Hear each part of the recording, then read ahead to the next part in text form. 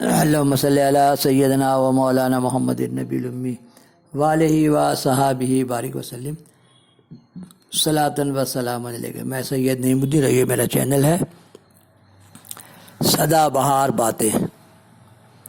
سدا بہار باتیں، اس میں میں سرکار غوث بنگالہ کی نئی کتاب پارٹ بائی پارٹ ڈال رہا ہوں۔ رانی گنج میں طلوع شمس سے پہلے نمود شہر، پارٹ 70۔ یہ تو مذکور ہی ہو چکا ہے کہ پنڈوا شریف سے واپسی کے وقت حضور غوث بنگالہ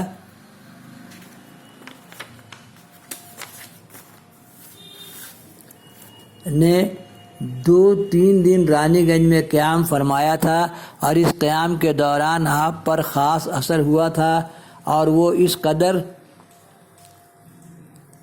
دیر پا تھا کہ جہاں بھی آپ رہے اس سے متاثر رہے، اور جب بھی رانی گنج کا تذکرہ ہوتا آپ کا رنگ بدل جاتا۔ چنانچہ حاجی پور اور مظفر پور کے درمیانی علاقے میں جب 5 سال گزر گئے تو خفیہ طور پر بحیثیت مقدمہ الجیش کے صوفی عبدالعزیز صاحب نیپالی کا انتخاب عمل میں آیا، جو چھوٹے حضور کے جانثار مرید تھے۔ ان کے سپرد ایک اہم ذمہ داری کی گئی، جس سے یہاں 3 حضرات واقف تھے۔ حضرت غوث بنگالہ نے آفیسر اعلیٰ کی حیثیت سے چھوٹے حضور کو متعین فرما دیا۔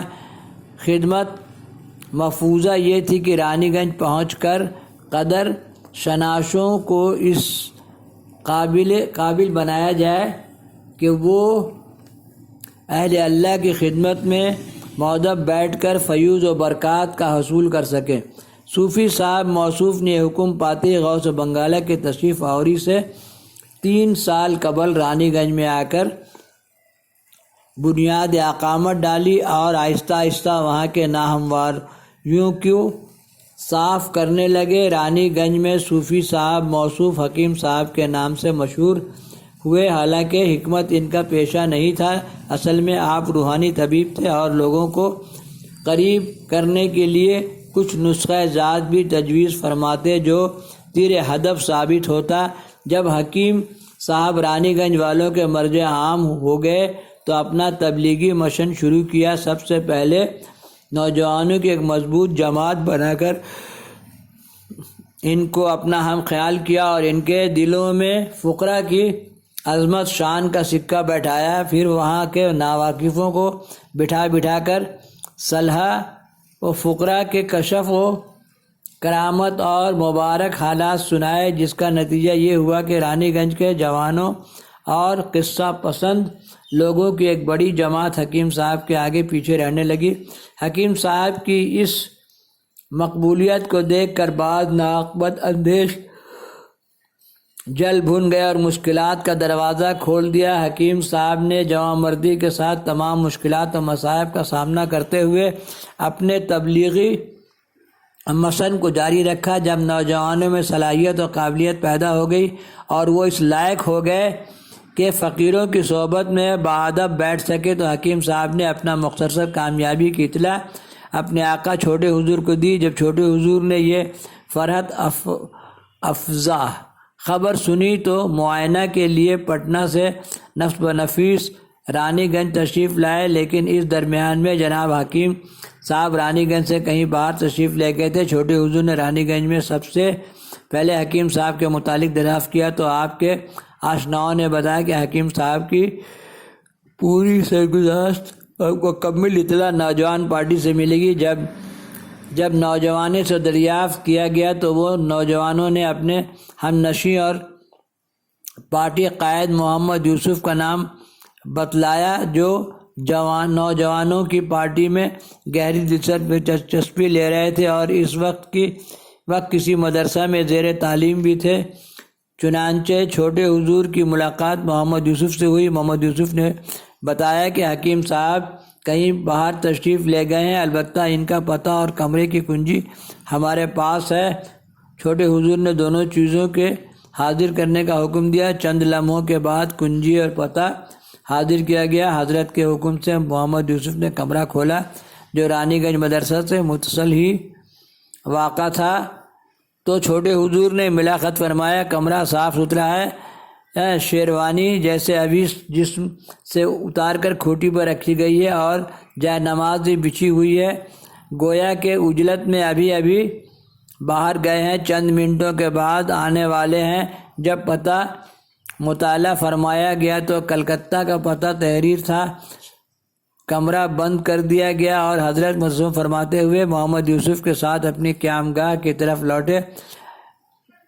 راستہ چلتے وقت یوسف سے حکیم صاحب کے مزید حالات و دریافت فرماتے رہے۔ محمد یوسف کو کیا خبر کہ یہ کون ہے؟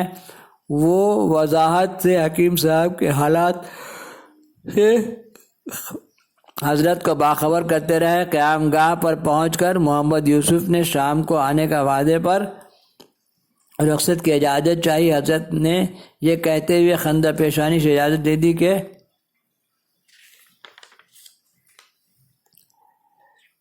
شام کو ضرور آنا۔ جب محمد یوسف رخصت ہو کر مدرسہ آیا تو معلوم ہوا کہ یہی چھوٹے حضور پٹنہ والے ہیں جو حکیم صاحب کے پیر و مرشد ہیں۔ محمد یوسف اپنی بے باکی پر بہت پشیمان ہوئے اور تلافی معافت کے لیے شام کو قبل از وقت ہی جانے کی تیاری میں مصروف ہو گئے۔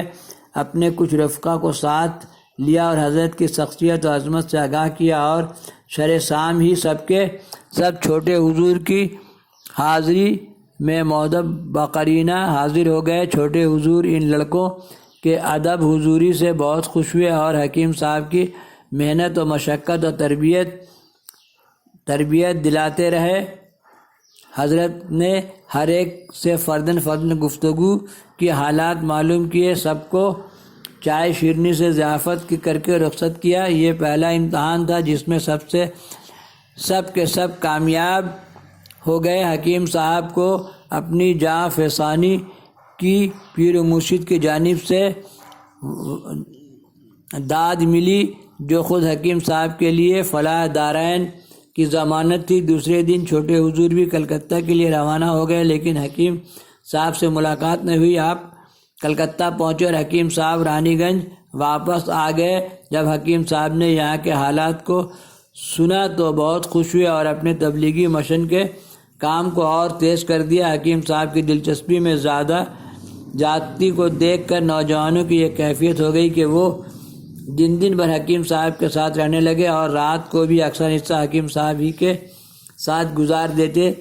نوجوانوں کے والدین اولاً تو مزاحم نہیں ہوئے، لیکن جب دیکھا کہ لڑکے خانہ بدوشی کی زندگی گزارنے لگے ہیں تو حکیم صاحب کے پیچھے اپنا سارا وقت برباد کر رہے ہیں تو حکیم صاحب کے پیچھے پڑے، لیکن حکیم صاحب اپنی دھن میں لگے ہوئے تھے۔ بالآخر جوانوں کے والدین نے حکیم صاحب کے کیڑے مکوڑوں کے خلاف تھانے میں صاحب کے کیریکٹر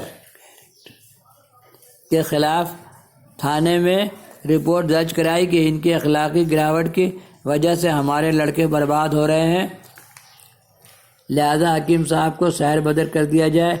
لڑکوں نے اپنے والدین کی نازیبا حرکت کی اطلاع جناب حکیم صاحب کو دی۔ حکیم صاحب جوانوں سے یہ سن کر جذبے میں آ گئے اور فرمانے لگے، یہ چند نفوس تو کیا، اگر تمام اہل شہر مل کر مجھے یہاں سے ایک قدم ہٹانا چاہے تو نہیں ہٹا سکتے۔ میں یہاں اپنے شیخ کا علم نصب کرنے کے لیے بھیجا گیا ہوں۔ جب تک میں متعلقہ خدمت انجام نہ دے لوں اس وقت تک کسی کی مجال ہے کہ مجھے جنبش دے دے۔ اللہم صلی علی سیدنا و مولانا محمد النبی الامی وآلہ وصحبہ بارک وسلم صلاۃ و سلاما علیک یا رسول اللہ۔ یہاں سے ڈالیں گے پارٹ 71 آگے اللہ مالک، پارٹ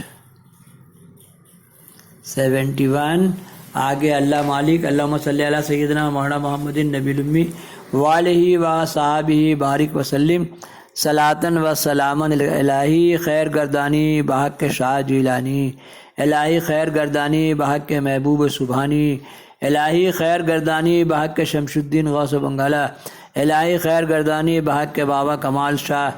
ماں مریداں بردرے تو از کرم امیدوار، دل برے دلجوئے مایا یا شاہ شمس الدین توئی، بندے ناتواں کو جمع کیجیے سرکار۔